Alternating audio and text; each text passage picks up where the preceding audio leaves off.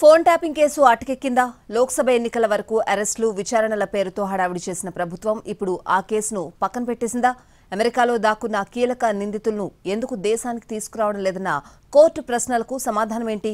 Phone tapping కేసును రాజకీయ ప్రయోజనాలకు మాత్రమే వాడుకుని ఆ తర్వాత గాల్లో కుదిలేశారన్న చర్చ అందుకేనా? ఫోన్ ట్యాపింగ్ కేసు విచారణ తెలుగు టీవీ సీరియల్లా కొనసాగుతూనే ఉంది. ఈ కేసు రోజుకో మలుపు తిరిగినప్పటికీ అసలు దోషుల వరకు పోలీసులు చేరుకోలేకపోయారు. ట్యాపింగ్లో కీలకంగా ఉన్న ఎస్ఐబి మాజీ చీఫ్ ప్రభాకర్ రావుతో పాటు I News channel MD Shravan రావును ఇప్పటి వరకు అధికారులు పట్టుకోలేకపోయారు. అంతేకాదు, ఈ వ్యవహారంలో అసలు సూత్రధారులైన ప్రభుత్వ పెద్దల్ని కూడా టచ్ చేయలేకపోయారు. కీలక నిందితుల్ని పట్టుకుంటే కానీ అప్పటి ప్రభుత్వ పెద్దల్ని టచ్ చేయలేమని పోలీసులే చెబుతున్నారు. ఈ కేసులో ఎంతటి వారినైనా వదిలిపెట్టే ప్రసక్తే లేదని పోలీసులు పదే పదే చెబుతున్నప్పటికీ వాళ్లను ఎప్పుడు విచారిస్తారన్న దానిపై మాత్రం ఇంతవరకు స్పష్టత లేదు. కనీసం నోటీసులు ఇచ్చి వారి స్టేట్మెంట్ రికార్డ్ చేస్తారా అంటే అది కూడా చేయలేదు. ఫోన్ ట్యాపింగ్లో మాజీ సీఎం కేసీఆర్ పేరు పదే పదే వచ్చినప్పటికీ పోలీసులు మాత్రం ఏం చేయలేకపోయారన్న చర్చ జరుగుతోంది. ట్యాపింగ్ కేసులో కీలక నిందితులను ఇప్పటికీ పోలీసులు అరెస్ట్ చేయలేదు. కేసు నమోదైన తర్వాత అమెరికా వెళ్లి అజ్ఞాతంలో ఉన్న ఇద్దరి కోసం పోలీసులు గాలిస్తున్నారు.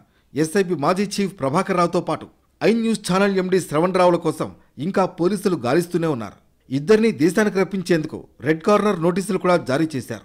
అయినా ఇప్పటి వరకు ఇద్దరిని ఎందుకు అరెస్ట్ చేయలేదని పోలీస్ వర్గాలపై కోర్టు ఆగ్రహం వ్యక్తం చేసింది.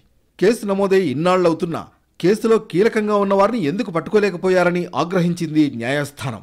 వాళ్ళిద్దరిని కూడా వెంటనే అరెస్ట్ చేసి తమ ఎదుట హాజరుపరచాలని ఆదేశించింది.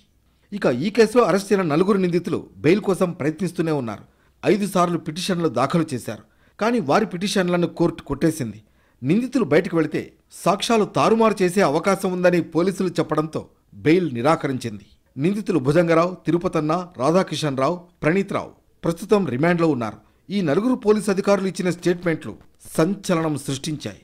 జడ్జిలు, జర్నలిస్టులు, మీడియా ఛానల్ చైర్మన్లు, ప్రజా సంఘాల నేతలు, రాజకీయ నేతలు ఇలా ఒకరేమిటి ప్రతి ఒక్కరి ఫోన్లను ట్యాప్ చేశామని ఆ నలుగురు నిందితులు పోలీసులకు స్టేట్మెంట్ ఇచ్చారు.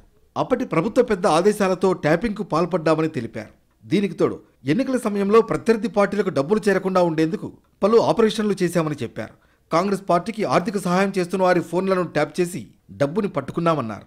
ఆ డబ్బు మొత్తాన్ని హవాలా అని ఐటీకి చెప్పామని స్టేట్మెంట్ ఇచ్చారు. అయితే బీఆర్ఎస్ పార్టీ ఎన్నికల డబ్బులు మాత్రం నేరుగా పోలీసు వాహనాల్లోనే తరలించినట్లు చెప్పారు. అప్పటి పీసీసీ అధ్యక్షుడు, ఇప్పటి సీఎం రేవంత్ రెడ్డి ఫోన్తో పాటు ఆయన కుటుంబ సభ్యుల ఫోన్లు, బంధుమిత్రులు, ఆయనకు సాయం చేస్తున్న వారి ఫోన్లను కూడా ట్యాప్ చేసినట్లు స్టేట్మెంట్లు ఇచ్చారు. ఈ ట్యాపింగ్ వ్యవహారం అంతా ఎస్ఐబి మాజీ చీఫ్ ప్రభాకర్ రావు కనుసన్నల్లో జరిగినట్లు తెలిపారు. మరోవైపు రేవంత్ రెడ్డి ఇంటితో పాటు ఆయన ఆఫీస్ దగ్గర ప్రత్యేకంగా చిన్నపాటి కంట్రోల్ రూమ్ను ఏర్పాటు చేశామని కూడా విచారణలో తెలిపారు. జడ్జిలు వారి కుటుంబ సభ్యుల ఫోన్లను కూడా ట్యాప్ చేశామన్నారు. మరోవైపు నాంపల్లి కోర్టు కూడా సిట్ అధికారులపై ఆగ్రహం వ్యక్తం చేసింది. పరారీలో ఉన్న ప్రభాకర్ రావు, శ్రవణ్ రావుని ఎప్పుడు అరెస్టు చేస్తారని ఆగ్రహం వ్యక్తం చేసింది. ఇంటర్పోల్ ద్వారా రెడ్ కార్నర్ నోటీసులు జారీ చేయించి త్వరలోనే అరెస్టు చేస్తామని సిట్ అధికారులు నాంపల్లి కోర్టుకు చెప్పారు. ఏది ఏమైనా ఫోన్ ట్యాపింగ్ వ్యవహారం ఇప్పట్లో తేలేటట్లు లేదంటున్నారు ఉన్నతాధికారులు.